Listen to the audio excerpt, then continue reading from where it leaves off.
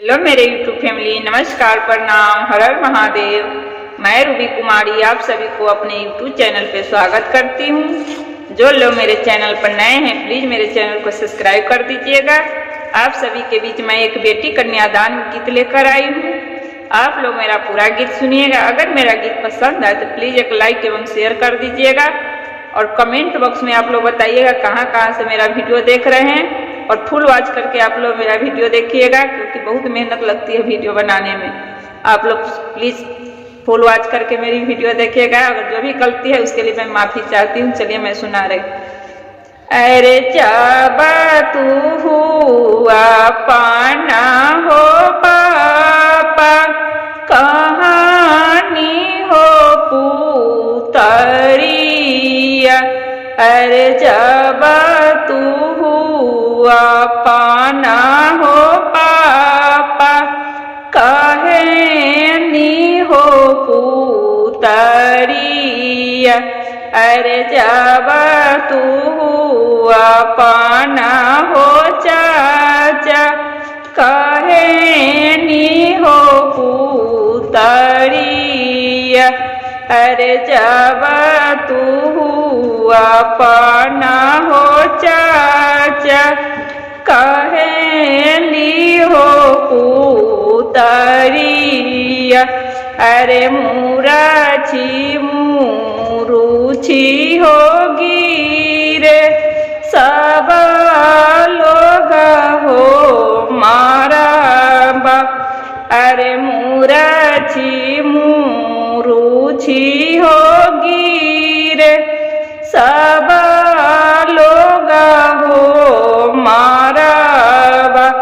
अरे हाँ से लेका बाना हो समाधि, मुख हसी हो पानाम।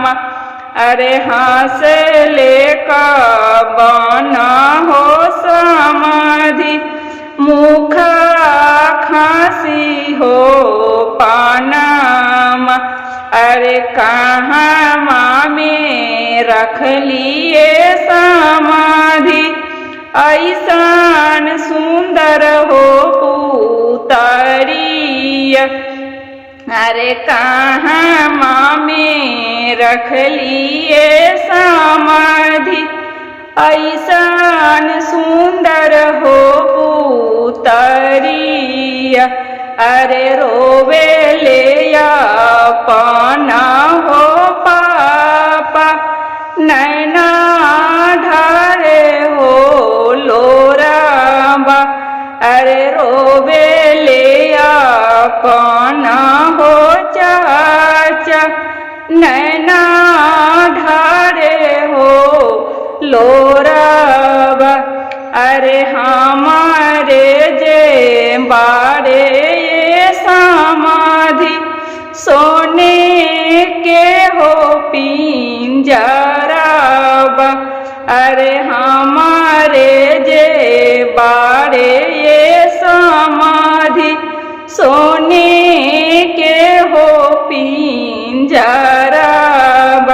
अरे वही में जे रखनी ये समाधि, ऐसान सुंदर हो पुतरिया।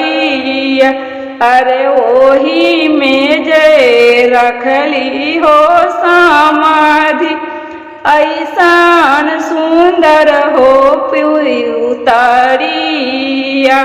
अरे जाबा तू हुआ पाना हो भैया, कहेली हो बाहिनिया। अरे जाबा तू हुआ पाना हो जीजा, कहेली हो तू साली। अरे मुराची मुरुची होगी रे, सब लोग हो मारा बा। अरे मुराची मुरुची होगी रे, सब लोग हो मारा बा। अरे हाँ से लेका वाना हो दू